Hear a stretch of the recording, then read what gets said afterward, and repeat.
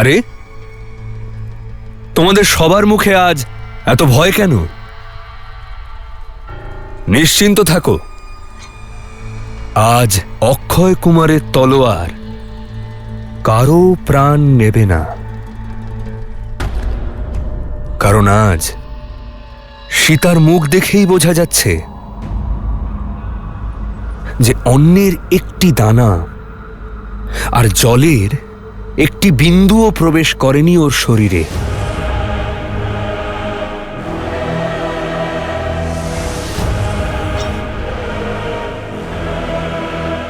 আজ মনে ক্রোধ নয়, করুণা নিয়ে এসেছে। মনে প্রতিশোধের ভাবনা নেই, বরং প্রসন্নতা রয়েছে। তোমার এই অবস্থা হৃদয় প্রফুল্লিত করেছে আমার। শুকনো ওষ্ঠ, তেজহীন চক্ষু, দৃষ্টির অভিমান ভেঙে পড়ছে। এবার মনে হচ্ছে বিরহের আগুনে জ্বলছ, ক্ষুধায় তৃষ্ণায় ছটফট করছ। আজ তুমি ভাঙবে, আর কাল তোমার আশা।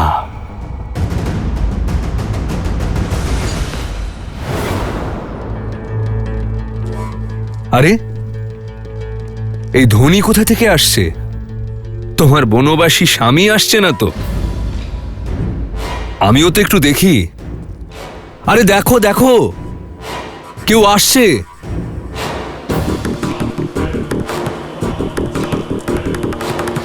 কাল ঘনিয়ে আসছে, তোমাকে সে গ্রাস করার পূর্বেই আমার পিতার প্রস্তাব তুমি স্বীকার করে নাও।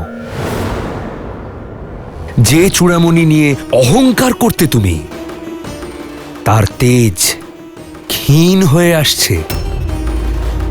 তাই বলছি, ওই চূড়ামণি এবার খুলে ফেলো, আর আমার পিতার দেওয়া অলংকার নিজের অঙ্গে ধারণ করো। কারণ লঙ্কায় পদার্পণ করার সামর্থ্য না মানুষের আছে, না আছে নারায়ণের, না আছে দেবতার, আর না আছে দেবাদিদেব মহাদেবের। ভাবো, যে ভূমিতে নিজের বক্র দৃষ্টি দ্বারা সংসারকে যিনি বন্দী করেন, সেই শনিদেব বন্দী আছেন, সেখানে তোমার তুচ্ছ ওই রামের পদার্পণ করাও অসম্ভব। কোনো ব্যাপার না, যখন আশার প্রত্যেকটি প্রদীপ নিভে যাবে, তখন দেখবে রাবণের কাছে সমর্পণ ছাড়া আর কোনো পথ খোলা থাকবে না তোমার সামনে।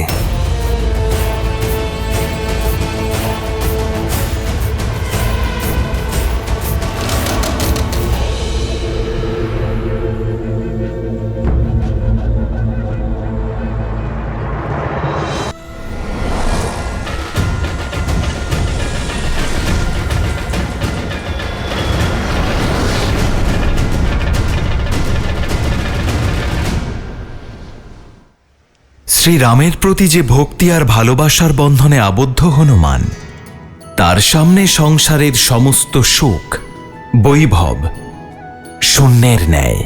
হনুমানের হৃদয়ে নিঃস্বার্থ ভাব রয়েছে, কর্তব্য ছাড়া সে কিছুই বোঝে না। সত্য বলেছেন দেবী।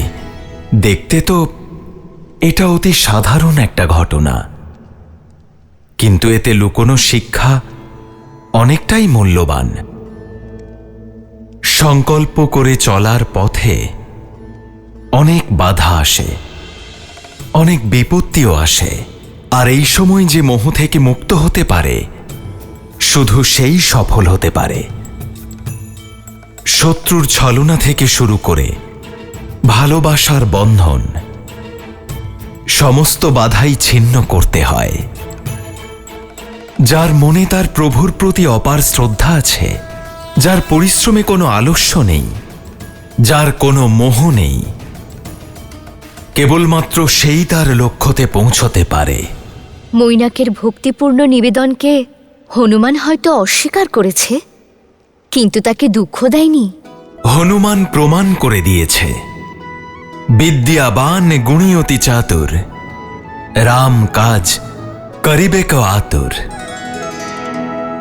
কিন্তু এটা হনুমানের যাত্রার সূচনা মাত্র। এখনো ওর অনেকগুলো পরীক্ষা দেওয়া বাকি আছে।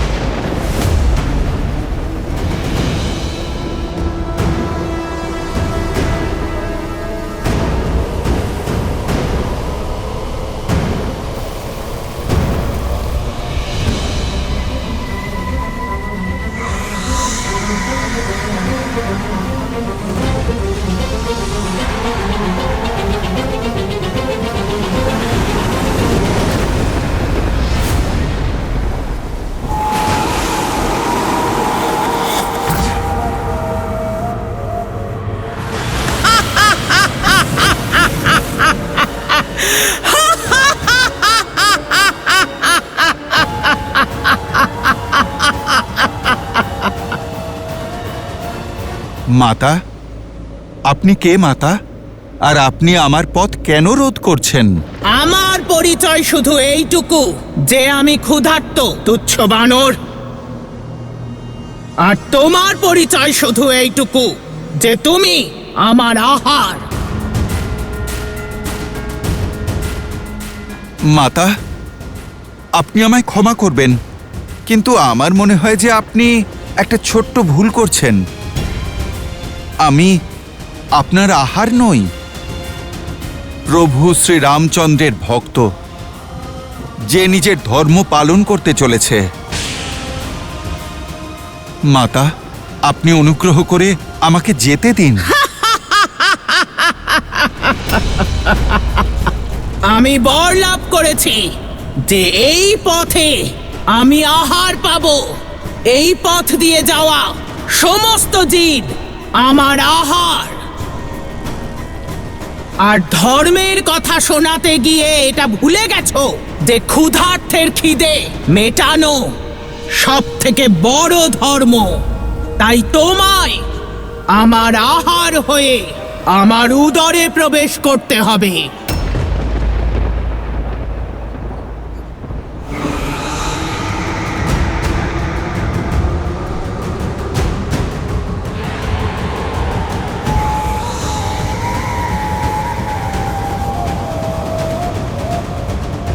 ঠিক আছে মাতা, আপনি আপনার কাজ সম্পূর্ণ করুন, কিন্তু ক্ষুধার্তকেও আহার পাওয়ার জন্য পরিশ্রম করতে হয়। জয় শ্রীরাম।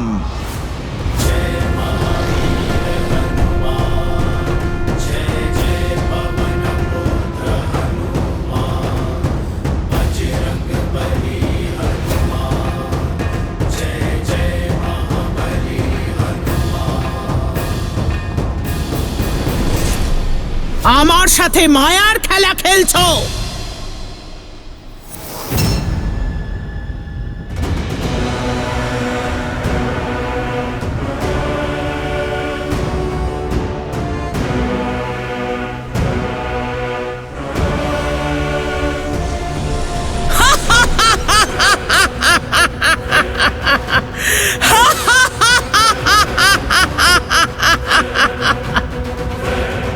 জয় শ্রীরাম।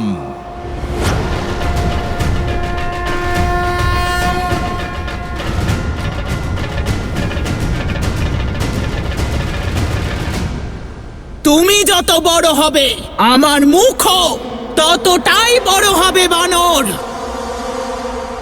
কোনো পথ নেই তোমার কাছে, আমার উদরে প্রবেশ করতেই হবে।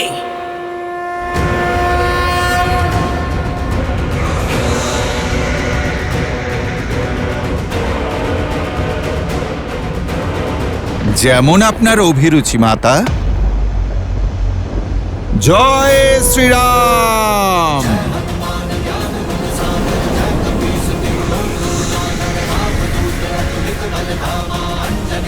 पवन सुत नाम राम दुआ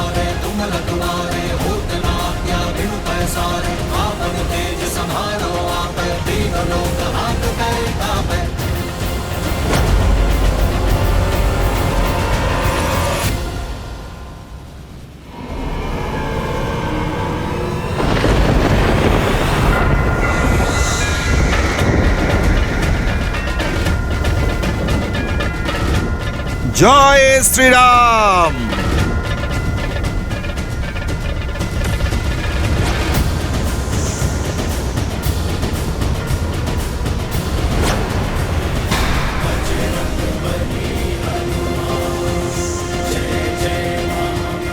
আবার ছলনা। এ ছলনা নয় মাতা, বুদ্ধি আর বল। আমি আপনার মুখে প্রবেশ তো করেছিলাম, কিন্তু আপনি তো আমায় খেতেই পারেননি। এবার বলুন, এতে আমার কি দোষ? আপনার বরদানের শর্তের সাথে সাথে আমি তো আমার পরীক্ষাও সম্পূর্ণ করেছি।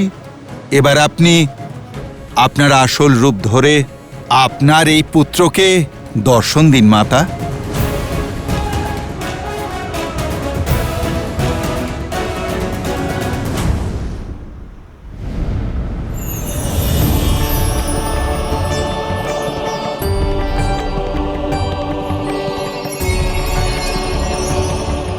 খুব ভালো হনুমান।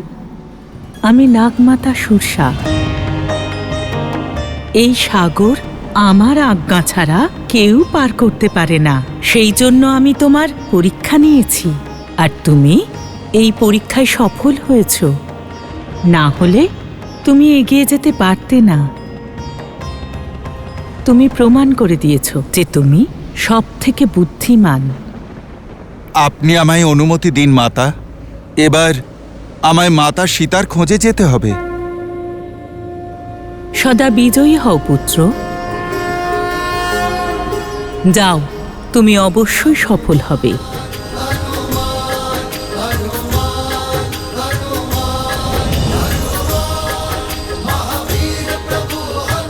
জয় শ্রীরাম।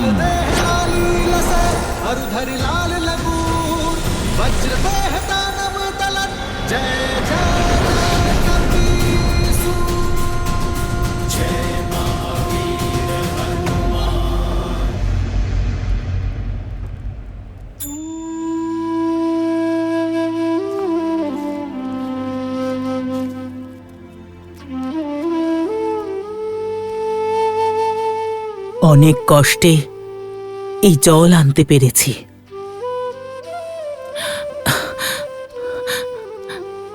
সীতা, এখন তোমার এই অবস্থা আমি দেখতে পাচ্ছি না। কতদিন ধরে তুমি অন্ন গ্রহণ করনি, আর না এক বিন্দু জল। নাও, গ্রহণ করো। আমি খোঁজ নিয়েছি যে অক্ষয় কুমার লঙ্কার অন্য উপবনে গিয়েছেন। না ত্রিজটা, আমার প্রাণ রক্ষার জন্য অন্য কাউকে মৃত্যুর মুখে ঠেলে দিতে পারবো না আমি। একজটার মৃত্যুর শোক এখনো আমার মনকে আচ্ছন্ন করে রেখেছে। আর যদি অক্ষয় কুমার তোমার কথাও জানতে পেরে যায়, আর সে তোমাকেও... না ত্রিজটা, আমি জলপান করতে পারবো না। জলপান না করলে জীবিত থাকবে কি করে? মৃত্যুকে ভয় পাই না ত্রিজটা, কিন্তু আমার জন্য অন্য কারোর প্রাণ যাবে তা হতে পারে না। নিজের নিয়তি মহাদেবের চরণে সঁপেছি আমি। ওনার যা ইচ্ছে তাই হবে।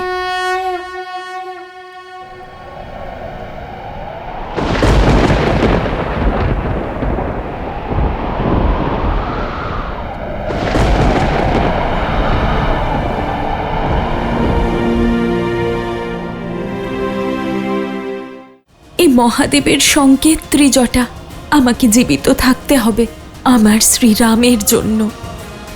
আজ সংকেত এসেছে, শীঘ্রই সংবাদ আসবে ত্রিজটা।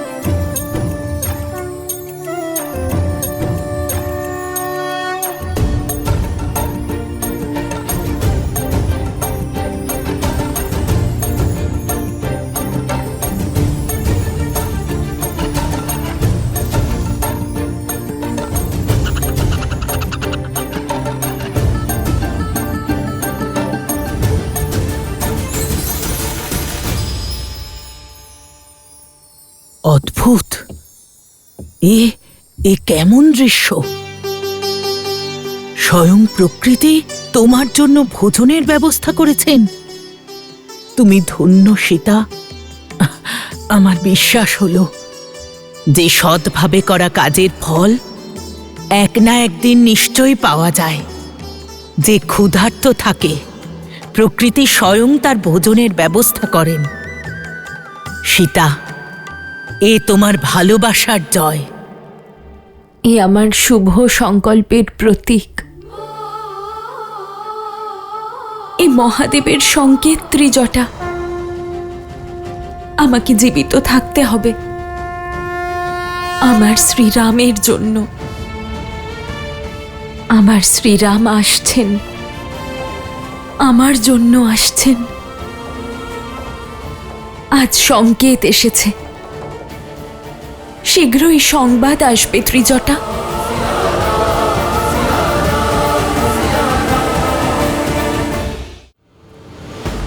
এসব কি হচ্ছে? আমি সামনে এগোতে পারছি না কেন? লঙ্কার যত নিকটে পৌঁছনোর ছিল পৌঁছেছো।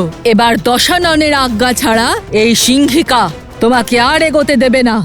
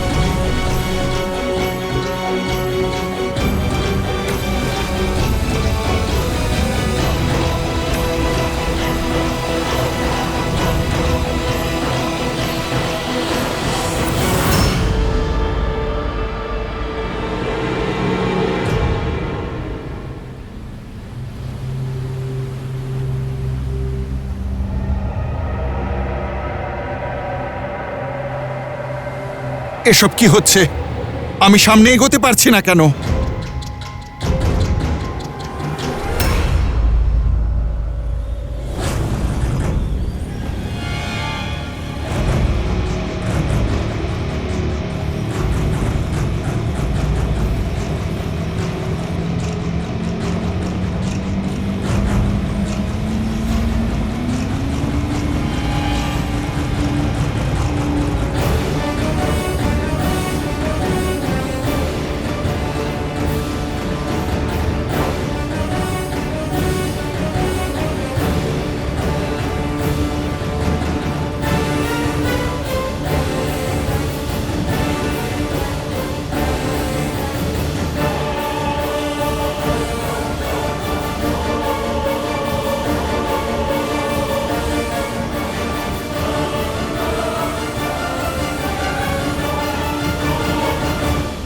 কোন বাধার সম্মুখে আমি পড়লাম প্রভুরাম?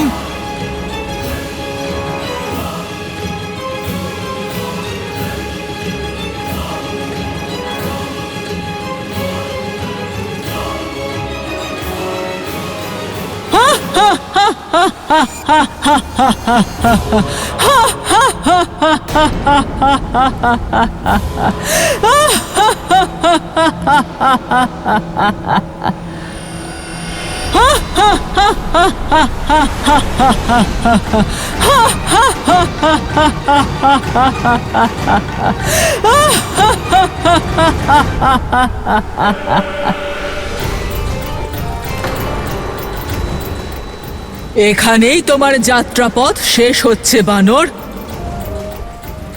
লঙ্কার যত নিকটে পৌঁছনোর ছিল পৌঁছে গেছো। এবার দশাননের আজ্ঞা ছাড়া এই সিংহিকা তোমাকে আর এগোতে দেবে না।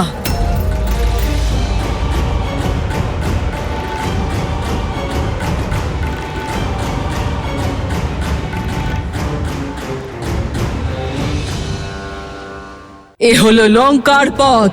এখানকার ভাগ্যও রাবণ আর ভগবানও, আর আমি তার নিষ্ঠাবান দাসী। আমাকে দশানন তোমার মতন অতিথিদের স্বাগত জানানোর জন্যই রেখেছেন। এবার মৃত্যুর জন্য প্রস্তুত হও।